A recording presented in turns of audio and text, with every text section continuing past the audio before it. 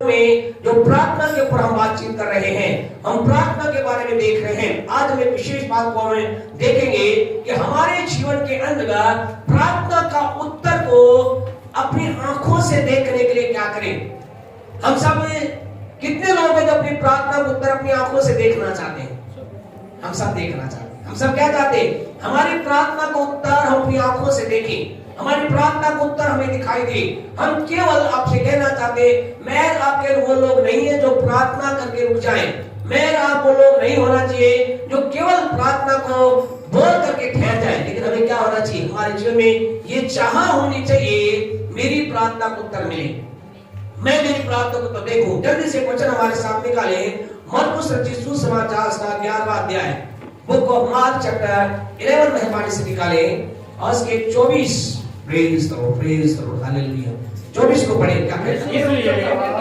हाँ जी, जो कुछ तुम प्रार्थना करके मांगो, जो कुछ हम चाहते हैं कि काफी लोग है ना, अलग अलग लोग है, पढ़े वचन को पढ़े, परमेश्वर की नाम महिमा करें, हम क्या सब पढ़े। हाँ जी, तो प्रतिदिन कर लो कि तो प्रतिदिन कर लो कि तुम्हें मिल गया और तुम्हारे लिए हो जाएगा, और तुम्हारे लिए हो जाएगा।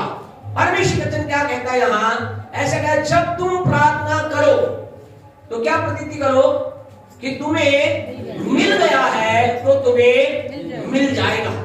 यहाँ ये प्रभु वचन बताता है कि हम अपनी प्रार्थनाओं को उत्तर देख सकते हैं, लेकिन जब यहाँ पर परमेश्वर के वचन को हम पढ़ रहे हैं तो इसका अर्थ को हमें समझने की जरूरत है। कई बार लोग इस वचन को पढ़ते हैं, इस वचन को अंगीकार करते हैं, इस वचन की घोषणा करते हैं, लेकिन फिर भी जीवन के अंदर उत्तर नहीं मिलता है। कारण क्या है? क्या रीजन है? हमें कितने लोग कह रहे हैं, हाँ पास्टर साहब ने वचन को कई बार अपनी प्रार्थना में बोला है कि जब तुम प्रार्थना करो तो प्रतीति करो कि तुम्हें मिल जाए तो तुम्हारे लिए हो जाएगा, लेकिन फिर भी हमें दिखाई नहीं देता है। क्या कारण है? क्योंकि इस कारण ये है, इस वचन के राइट मीनिंग को हमें समझना है। We have to understand the right meaning of this word. What Jesus is saying to hear. What is Jesus saying? यीशु क्या कह रहा है या यीशु क्या बताना चाह रहा है? और इसमें कहे पहली गलती जो लोग करते हैं इसे वचन के अंदर वो क्या करते हैं कि वो परमेश्वर के लोग, यहाँ ये वचन अगर हम बताएं तो ये वचन क्या बता रहा है? ये वचन क्या कह रहा है? ये वचन ये कह रहा है, ये वचन परमेश्वर का बता रहा है कि परमेश्वर ने हमारी प्रार्थनाओं को सुन लिया है। राइट, ये प्रभु का वचन बता रहा है। दूसरा का इतना ही नहीं बता रहा, लेकिन दूसरा परमेश्वर वचन हमें बता रहा है कि परमेश्वर ने हमारी प्रार्थनाओं को ग्रहण भी कर लिया है। ना केवल सुना है, लेकिन क्या एक्सेप्ट भी कर लिया, ग्रहण भी कर लिया, रिसीव भी कर लिया। और तीसरी बात वचन क्या बता रहा है? तीसरी बात परमेश्वर का वचन बता रहा है, ये वचन बता रहा है कि परमेश्वर ने उस प्रार्थना का उत्तर भी भेज दिया है। ये तीनों बातें यहाँ पर है। परमेश्वर ने प्रार्थना को सुन लिया है, ग्रहण कर लिया है और भेज दिया है, लेकिन आज वो दिखाई नहीं दे रहा है। क्या कारण है? इसके कुछ एक कारण है, जिसके नंबर 1 पहला जो कारण है प्यारे परमेश्वर, लोग आज अपने जीवन के अंदर प्रार्थना को उत्तर नहीं देख पाते। इसका पहला जो कारण ये है, अति, इसे कह सकते हैं अति आत्मिक लोग। बहुत आत्मिक लोग जो होते हैं, जो बड़े आत्मिक हो जाते हैं, वो क्या करते हैं? वो ये सोचते हैं कि हमने प्रार्थना कर ली है, प्रभु कह दिया है और काम हो गया है। और आपसे कहना चाहते हैं, अति आत्मिकता क्या करती है? परमेश्वर से हमें उत्तर प्राप्त करने में रुकावट बन जाती है। क्या लोग सोच लेते हैं, मैंने प्रार्थना कर ली है, मैंने खुदा को बोल दिया है, खुदा ने मेरी प्रार्थना को सुन लिया है, प्रभु ने मेरी प्रार्थना को ग्रहण कर दिया है और प्रभु ने उत्तर भेज दिया है, ठीक है। वहां क्या होते हैं? लोग केवल वहां रुक जाते हैं। ये कह सकते हैं ये हाई स्पिरिचुअल थिंकिंग, अति आत्मिक सोच, बड़ी आत्मिक सोच होती है। और दूसरे तरह के जो लोग होते हैं जिसके कारण नहीं आती है, जो कहलाते हैं अविश्वासी लोग। अविश्वास कारण से लोग रुक जाते हैं। वो क्या सोचते हैं? हमने प्रार्थना की, प्रभु के वचन में लिखा है जो तो तुम प्रार्थना करो, प्रतीति करो तो मिल जाए तो मिल जाएगा। वो कहते हैं हमने प्रार्थना की, हमने सोचा मिल जाएगा, लेकिन हमें तो मिला ही नहीं। हमने तो खुदा से कहा, हमने खुदा के वचन की घोषणा भी की, हमने कई बार इस बात को बोला, लेकिन मिला तो नहीं। और फिर वो क्या सोचते हैं? वो सोचते हैं ये तो बस हमने कहा है और प्रभु के वचन में ऐसा लिखा है और ऐसा होता नहीं है। अविश्वासी अविश्वास कि नहीं ऐसा होगा नहीं, ये तो लिखी हुई बात है, ये तो उस समय की बात है, या तो यह यीशु समय के यीशु के लिए बात सही है, या यीशु के चेलों के लिए बात सही है, हमारे लिए ठीक नहीं है। हमने तो इसे पढ़ा। और तीसरा जो कारण है मेरे पर में जो लोग नहीं इस प्रार्थना को उत्तर नहीं मिल पाते देख पाते अपनी आंखों से, उसका तीसरा रीजन होता है आलस्य, आलसीपन। कि हमने बस आप एक बार प्रार्थना कर ली है, अब दोबारा हम क्यों करें, हमने अपना काम निभा दिया, यानी हमने अपनी ड्यूटी कर दी, हमने अपने काम को कर दिया, हमने बोल दिया परमेश्वर को, और फिर वहीं रुक जाते हैं। आज की रात आपसे कहना चाहते हैं इन तीन बातों को अपने जीवन में देखें। कहीं अति आत्मिक होकर के आप अपने एक बार बोलकर खत्म तो नहीं कर दिया है, या कहीं अविश्वास कारण से रुक तो नहीं गए हैं, या आलस के कारण से ठहर तो नहीं गए हैं। आपसे कहना चाहते हैं हमें क्या करना है। आप कहेंगे कि हम क्या करें, हम अपने जीवन के अंतर्गत इस प्रार्थना के उत्तर को देखने के लिए, या हमारे लाइफ के अंतर्गत मरकुस 11:24 को पूरा होने के लिए हम क्या करें। इसके लिए यीशु मसीह ने विशेष बात को बताया, यीशु मसीह ने तरीका बताया। यीशु अगर कोई बात बताता है तो यीशु ही उसका तरीका बताता है। यीशु ने क्या कहा, यीशु मसीह ने इसके बारे में विशेष बात कही, और जानते क्या कहा, लूका रचित सुसमाचार बुक ऑफ लूक चैप्टर 18 मेहरबानी से निकालें, उसके पहले वचन को निकालें, क्या लिखा है। हाँ जी, ध्यान से सुने। यीशु मसीह ने प्रार्थना के विषय में क्या कहा, उसके विषय में क्या कहा, नित्य प्रार्थना करना, हियाव ना छोड़ना चाहिए। आपसे कहें 2 पॉइंट, 2 बातें, 2 विशेष बातें मेरे आपके जीवन अगर हम चाहते हैं, हमने जो प्रार्थना की है, हम सोच रहे हमें मिल गया और हमें मिल जाए, यानी कि अपनी आंखों से देखने के लिए, अपनी इन शारीरिक आंखों से देखने के लिए मुझे और आपको पहला काम क्या करना पड़ेगा, I and you need to pray regularly all the time। यीशु ने क्या कहा, नित्य प्रार्थना करना। नित्य प्रार्थना करना का मतलब लगातार प्रार्थना करना, लगातार प्रार्थना में लगे रहना, लगातार परमेश्वर के सम्मुख जाते रहना। आज की सुबह, आज की रात आपसे कहना चाहते हैं, आप किसी बात के लेकर प्रार्थना कर रहे हैं, अच्छी बात है। आप प्रार्थना के उत्तर की अपेक्षा कर रहे हैं, अच्छी बात है। लेकिन प्रार्थना का उत्तर नहीं आया है, ये ठीक बात नहीं है। इसको प्राप्ति के लिए क्या करना है, आपको नित्य प्रार्थना करना है, लगातार प्रार्थना करना है। आपको परमेश्वर के सम्मुख में अपनी प्रार्थनाओं को लेकर के जाना है। आप अपनी प्रार्थना को परमेश्वर के पास, परमेश्वर के पास है जी, नित्य लेके जाना है। मतलब कि क्या, यीशु क्या कह रहा है, क्या यीशु मसीह ये क्या यहाँ पर कह रहा है कि तुम्हें एक ही बात को बार बार प्रभु से बोलना है। आपसे कैसा नहीं कह रहा, ऐसा यीशु मसीह नहीं कह रहा।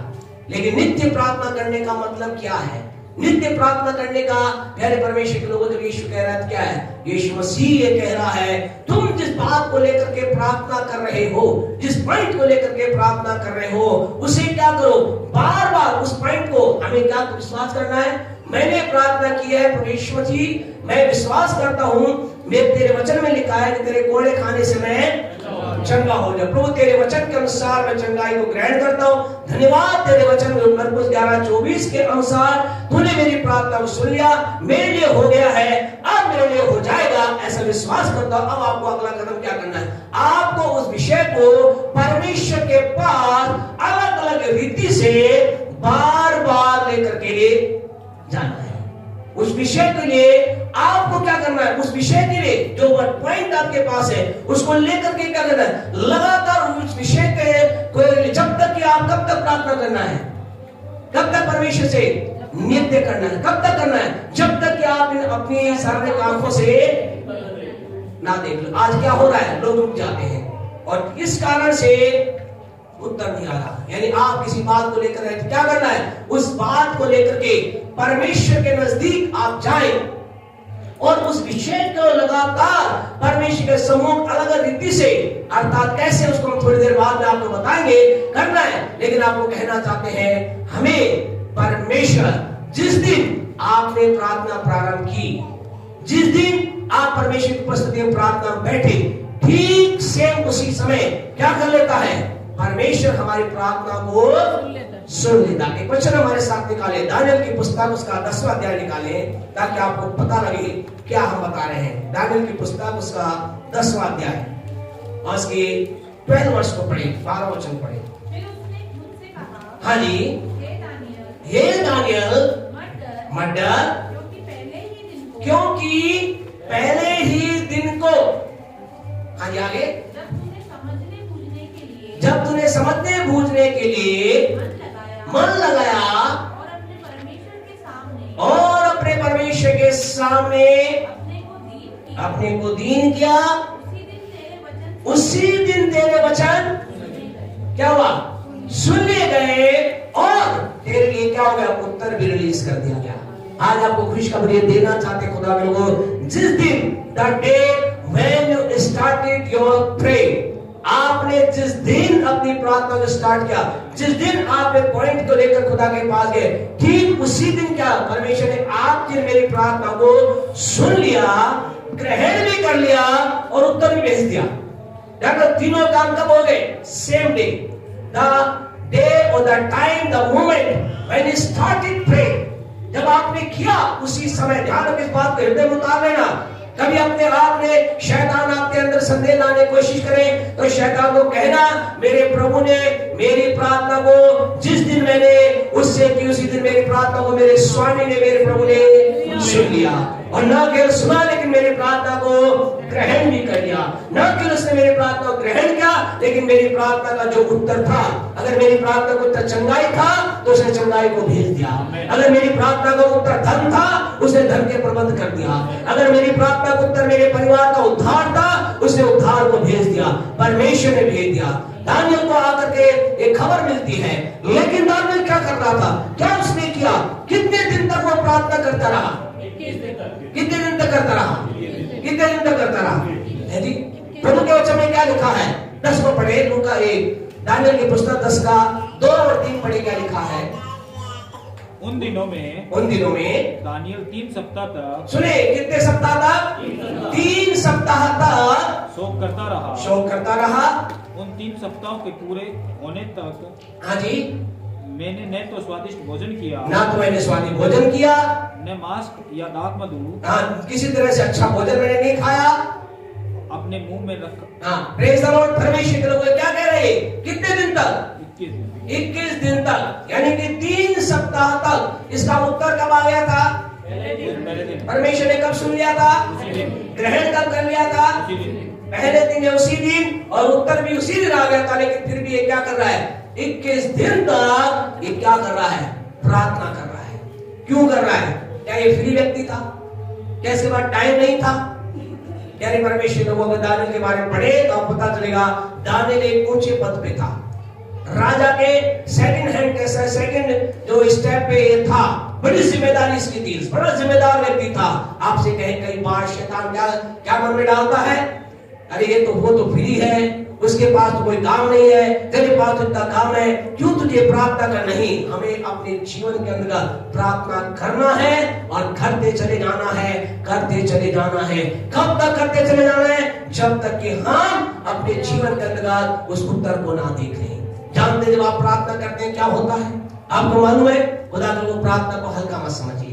प्रार्थना कोई हल्की बात नहीं है। प्रार्थना केवल यूं कहे 3.5 या 4, अगर इंग्लिश में कहे तो 5 वर्ड का एक प्रेयर वर्ड केवल नहीं है। यानी परमेश्वर को प्रार्थना के अंदर का, जब आप एक परमेश्वर का जन, एक व्यक्ति जिसका जीवन यीशु के लहू से, जिसने अपने आप को धो लिया है, जब प्रार्थना करता है, जानते क्या होता है? प्रभु का वचन के बारे में बताता है। दानियल 10 का 13 पढ़े, क्या कहता है? हाँ जी, हाँ जी, 21 दिन तक मेरा सामना किया रहा। सुने 21 दिन क्या होता रहा? 21 दिन तक मेरा सामना करता रहा, परंतु मिकाएल जो मुख्य प्रधानों में से है, हाँ जी, वह मेरी सहायता के लिए आया। हाँ जी, वो मेरी सहायता के लिए आया। यानी परमेश्वर को जानते हैं। फर्स्ट दिन जब दानियल ने प्रार्थना की, प्रार्थना उत्तर जब भेज दिया गया, क्या हो गया? आत्मिक संसार में कुछ चालू हो गया। आपसे जब आप प्रार्थना करना प्रारंभ करते हैं, हालेलुया, जब तो क्या होता है? आत्मिक क्षेत्र के अंतर्गत कुछ खलबली मच जाती है, आत्मिक क्षेत्र में कुछ होना प्रारंभ हो जाता है। और यहाँ अगर आप देखेंगे तो प्यारे परमेश्वर को, कितने लोग आत्मिक क्षेत्र में काम कर रहे हैं? कितने कर रहे हैं? है जी। अड़ा यहाँ पर कितने लोग कर रहे हैं? है जी 4 लोग, 3 लोग, है जी। कितने लोग कर रहे हैं? 4 लोग। आत्मिक क्षेत्र में कितने लोग काम कर रहे हैं? कितने क्षेत्र में काम हो रहा है? 1 कितने? सब की संख्या सब और संख्या सही, सब बोले तो बढ़िया है, बोला कोई संख्या काम नहीं। कितने? 4 भाई बोल रहे 4, शशि ने पहले बोला 3, उसके बाद बोला 1, है जी। कितने लोग काम कर रहे हैं? है जी। आप आपको पता है परमेश्वर के लोगों, अगर हम यहां पर अगर देखें, प्रभु के वचन को हम देखें, तो परमेश्वर के लोगों एक अद्भुत रीति से अगर हम ध्यान से को बात को देखें, तो 3 लोग एक्टिविटी में काम कर रहे हैं, 3 लोग एक विशेष रीति से काम कर रहे हैं, है जी। परमेश्वर तो अपने आप में उसको अपन उसमें इन्वॉल्व नहीं कर सकते, आप चौथा अपन परमेश्वर मान सकते हैं, लेकिन वास्तविकता के अंदर परमेश्वर तो अपने आप में सिंहासन पे है। आई परमेश्वर जो 4 आप बता रहे, तो 4 में उत्तर सही है, 3 में उत्तर सही है, तो दोनों के लिए ताली बजा दें। 4 में दोनों के लिए ताली बजाएं। विशेष रूप से अगर हम जाते हैं कि 3 एक क्या एक्टिविटी हो रही है। पहला कौन काम कर रहा है? जब दानियल ने प्रार्थना करना चालू की, प्यारे परमेश्वर, क्या हुआ? परमेश्वर की ओर से उत्तर भेजा गया। जो ही परमेश्वर की ओर से उत्तर भेजा गया, फारस का प्रधान या फारस का राजा यहाँ पर लिखा गया है। ये कौन है? अगर आप इस परमेश्वर के वचन को आप पढ़ोगे तो पता चलेगा एक ताकत है जो कहां काम करती है, अंधकार की ताकत है। इफिसियों 6:12 पढ़े, आपको पता चलेगा क्या हो रहा है, कौन है यहाँ। इफिसियों 6:12 का लास्ट लाइन पढ़ दे तो अच्छा है, वैसे आप पूरा पढ़ना चाहे पूरा पढ़ सकते हैं। क्योंकि हमारी यह मल्ल युद्ध, हाँ 6:12, हाँ जी, हमारा यह मल्ल युद्ध, हाँ जी, लहू और मांस से नहीं, लहू और मांस से हमारी लड़ाई नहीं है, परंतु प्रधानों से और अधिकारियों से और इस संसार के अंधकार के हाकिमों से और उस दृढ़ता की आत्मिक सेनाओं से और उस दुष्टता की आत्मिक सेनाओं से है जो आकाश में काम करती है। यानी परमेश्वर के लोगों जब वहां से स्वर्ग से एक उत्तर रिलीज किया गया, तो स्वर्ग और आपके बीच के अंदर एक और वर्ड है जो आकाश कहलाता है। आकाश, ये आकाश नहीं, एक और आकाश, जहां पर क्या है, जहां दुष्टता की ताकतें काम करती है। और वहां पर फारस का प्रधान, फारस का राजा अर्थात शैतान और दुष्ट की ताकत या दुष्ट ने, शैतान ने क्या किया, उस उत्तर को रोकने की कोशिश की। तो पहला कौन आया? शैतान या दुष्ट आत्मा आई। फिर उससे लड़ने के लिए कौन आया? मिकाएल स्वर्गदूत आया। मिकाएल स्वर्गदूत कौन है? जो लड़ाई का काम करता है, लड़ने का काम करता है, जिसका काम है वही करता है। वहां से संदेश लेकर आ रहा है। कौन संदेश लेकर आ रहा है? जिब्राइल संदेश को लेकर आ रहा है। ध्यान रखें, हम इन आत्मिक बातों सीख सकते हैं। ऐसा नहीं, वो जिब्राइल भी अपने आप में बहुत सामर्थ्य है। जिब्राइल भी इस शैतान से लड़ सकता था, लेकिन उसने नहीं लड़ा, क्योंकि वो क्या कर रहा है? वो वही काम कर रहा है जिसे दिया गया है। इन आत्मिक बातों समझे, जो काम आपको मुझे दिया गया है, ज्यादा हमें ताकत बुद्धि दिमाग लगाने की जरूरत नहीं, जो काम आपका वही करें, ठीक है ना। यहाँ स्वर्गों को हम सीख सकते हैं। चाहता तो ये क्या जिब्राइल भी मार सकता था? अरे हम मार सकता, ताकतवर है। परमेश्वर के स्वर्गदूत शैतान के स्वर्गदूत से ताकतवर है, इस बात पर विश्वास करते हैं। लेकिन उसने नहीं क्या बोला, ये मेरा काम नहीं है। लेकिन हम मनुष्य होने के नाते क्या करते हैं? बोले कोई नहीं, हम ही कर देते हैं। हम अपना, हमें इस बात से सीखना है। तो वहां क्या हुआ? कौन काम कर रहा है? वहां पर मिकाएल काम क्या? लड़ने वाला स्वर्गदूत, वो लड़ता है, उसने किया। प्यारे परमेश्वर आपसे कहा, जब आप जो ही प्रार्थना करना चालू करते हैं, आपसे कहे आत्मिक जगत के अंतर्गत कुछ ताकतें हैं जो एक्टिवेट हो जाती हैं आपके लिए या आपके विरुद्ध में, या तो आपके पक्ष में काम करती है या आपके विपक्ष में काम करती है। दुष्ट की ताकत आपके पक्ष में उस उत्तर को रोकने की कोशिश करती है, लेकिन मिकाएल आपके पक्ष में काम करता है। मिकाएल स्वर्गदूत आपकी प्रार्थनाओं के उत्तर में आने वाले रुकावटों को हटाने के लिए वो एक युद्ध को लड़ता है। आप जगह प्रार्थना को हल्का मत समझिए। जब भी आप प्रार्थना में बैठे सोचिए, मैं यहाँ पृथ्वी प्रार्थना कर रहा हूँ, मेरी प्रार्थना उत्तर कौन देगा? परमेश्वर देगा। परमेश्वर से प्रार्थना मेरे पास आ रही है, लेकिन जो ही प्रार्थना रिलीज हुई, कुछ युद्ध चालू हो जाता जाता है, एक तरह का लड़ाई चालू हो जाती है, एक घमासान चालू हो जाता है, तलवारबाजी चालू हो जाती है, बमबारी चालू हो जाती है। किसके लिए? आपकी प्रार्थना के कारण से। किसके कारण से? बोले मेरी प्रार्थना कारण, बोले मेरी प्रार्थना कारण, बोले मेरी प्रार्थनाएं साधारण नहीं। मैं जो प्रार्थना करता हूँ वो साधारण बात नहीं। मेरी प्रार्थना, मेरा उपवास स्वर्ग काज में एक हलचल को प्रारंभ कर देता है।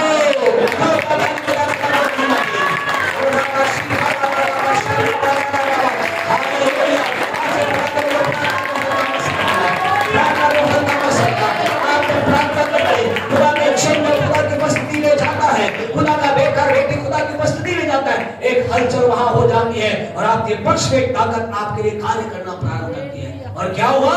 प्यारे परमेश्वर साल लिखा है, मिकाएल ने उससे उस दुष्ट अंधकार की ताकत लड़ा और उसे दूर हटाया। उस जिब्राइल से कहा, किससे कहा? उस जिब्राइल से कहा, जाओ और संदेश इसको देकर आओ, दानियल को जाकर संदेश देकर आओ। आज की रात आपसे कहना चाहते हैं, आपको मुझे प्रार्थना करते रहना है।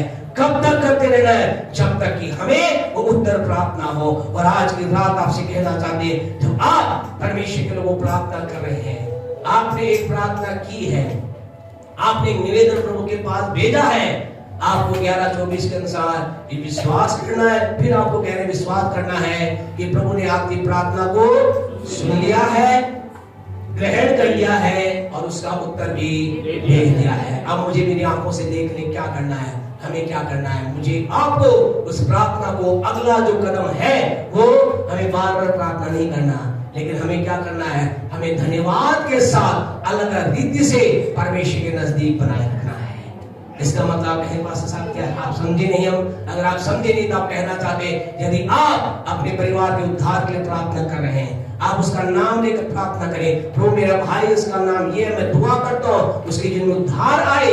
आपने एक बार प्रार्थना की, अगली प्रार्थना क्या करनी है? आप अगली प्रार्थना करनी है, प्रभु तेरा वचन कहता है, रोमियो प्रेरितों का 10:31 16:31 में क्या कहता है? प्रभु तेरा पवित्र वचन कहता है, विश्वास कर और तू और तेरा घराना उद्धार पाएगा। प्रभु मैं आपको क्या करना है? उसके बाद ये स्टेप निभाना है। आप कह रहे हैं, प्रभु मैं विश्वास करता हूँ तेरे वचन पर, तेरे वचन के अनुसार मेरे भाई का उद्धार हो गया है, मेरे भाई ने उद्धार ग्रहण कर लिया है, उसके जीवन में उद्धार आ गया है। आप लगातार धन्यवाद की प्रार्थना लगातार करते रहे, करते रहे, करते रहे। कब तक करते रहे? जब तक अपनी आंखों से अपने भाई को उद्धार कर देंगे। अगर दोबारा ये ना बोले, ओ प्रभु मेरा भाई तो बहुत बुरा है, मेरी बहन तो बहुत बुरी है, मेरे उसके जीवन में ऐसा है। प्रभु का नहीं, परमेश्वर को आपको एक बार प्रार्थना करना है, अगली बार धन्यवाद के साथ आपको परमेश्वर की उपस्थिति लेकर जाना है।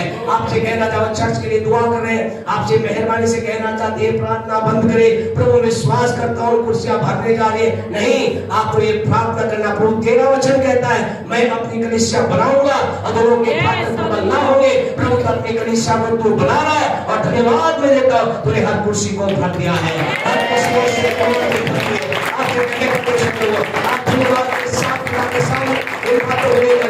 आज से मुझे आपसे प्रार्थना करना है, ये प्रार्थना करना हमें बंद करना है। प्रभु ऐसा होगा, मैं ऐसा विश्वास करता नहीं, ऐसा हो चुका है, इसके लिए मैं तेरा आपसे कहना चाहता खुदा के लोगों, आप देखेंगे, आपसे कहना चाहते ये विश्वास की, ये परमेश्वर की प्रार्थना की वो कुंजी है जो आपके जीवन में उत्तर को लेकर आएगी बहुत जल्दी। आपको नहीं पता कल, आपको नहीं पता परसों, आपको नहीं पता आने वाले अगले सप्ताह।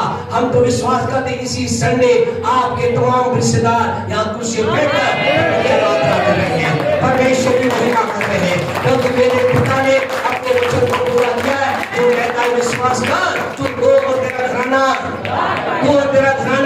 उद्धार पाएगा। परमेश्वर को आज की रात आपसे कहना चाहते हैं, यहाँ रुकना चाहते हैं और आपको बोलना चाहते हैं, आज की रात हम जब प्रार्थना उत्तर के दिन प्राप्त करना चाहते हैं, हम मरकुस 11:24 के अनुसार विश्वास करें हमारी प्रार्थना सुन ली गई है, ग्रहण कर ली गई है, उसका उत्तर आ गया है। और अब हमें क्या करना है? जब तक उत्तर ना आए मुझे क्या करना है? धन्यवाद के साथ, खुदा के साथ निरंतर, यीशु मसीह ने क्या कहा लूका 18:1 में, नित्य प्रार्थना करना नहीं छोड़ना मत। क्या प्रार्थना करना नहीं छोड़ना? धन्यवाद देना नहीं छोड़ना। खुदा तेरा वचन पूरा हो रहा है, तेरा वचन पूरा होगा।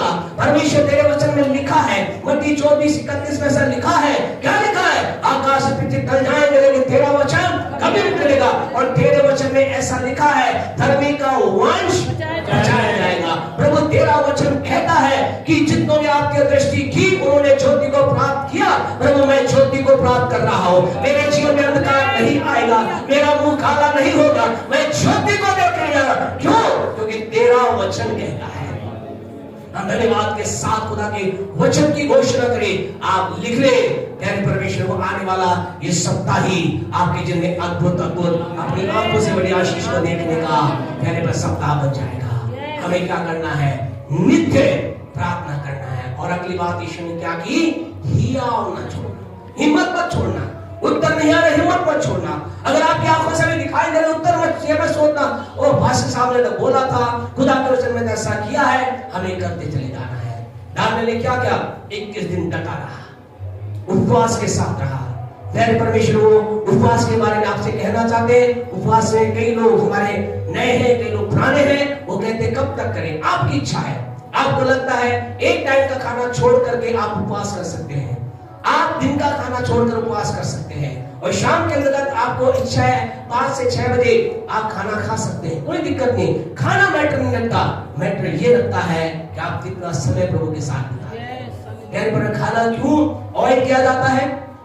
या खाना नहीं खाने से खुदा आपको देख कहेगा ओ मेरा बेटा कितना कमजोर होगा, ओ मेरा बेटी कितनी कमजोर होगी, इसलिए काम को नहीं। खाना हमारे लिए ये होता है कि खाना आलस को लेकर आता है। कई बार खाने की वजह से दूसरी कई प्रकार की प्रार्थना में रुकावट आती है, इसलिए खाने को अवॉइड किया गया। बाकी खाने का कोई परमेश्वर के प्रार्थना में खाने का कोई भी लेना देना नहीं है। आपको लगे 5-6 बजे आप खा सकते हैं, लेकिन अगर आपको लगे नहीं मुझे अंदर से लग रहा है नहीं मैं तो रात को 10 बजे खाऊंगा, प्रार्थना के बाद खाऊंगा, आप बढ़े आगे बढ़े, ये आपके ऊपर निर्भर है। प्यारे परमेश्वर, जो कुछ लोग हैं हमारे डायबिटीज की बीमार है, वो कहेंगे हम तो बिल्कुल नहीं कर सकते, कोई बात नहीं, प्रार्थना करें।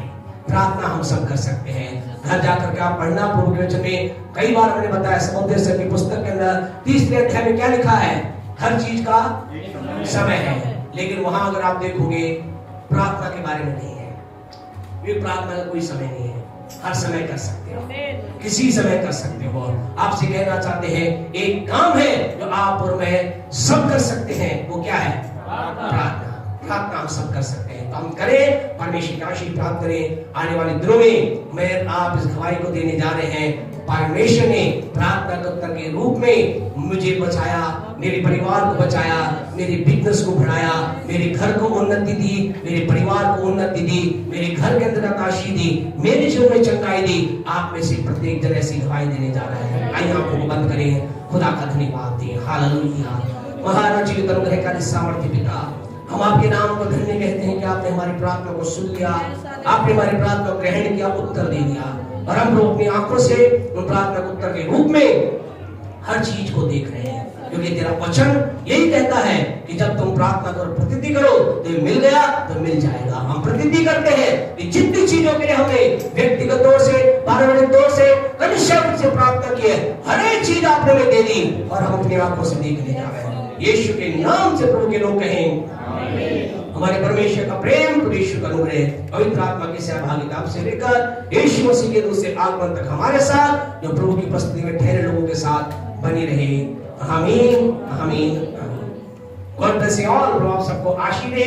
कल हम फिर मिलेंगे विशेष परमेश्वर की महिमा करते हुए, प्रार्थना के साथ, बड़ी बातों के साथ। दिन में आप प्रार्थना, बहुत से लोगों ने अपने परिवार के नाम को भेजा है, बहुत से लोगों ने अभी नहीं भेजा है। अगर आपको लगता है तो आप भेज सकते हैं अपने केवल उन परिवारों के नाम जो आपके भीलवाड़ा क्षेत्र में है। हम आप भीलवाड़ा के अंतर्गत है, आपके परिवार के बहुत लोग बाहर विदेश में होंगे, तो आप अपने परिवार के लोगों के नाम भेजें, किसी और का नाम ना भेजें। भाई ने सारे नाम भेज दिए अलग अलग, वो नहीं आप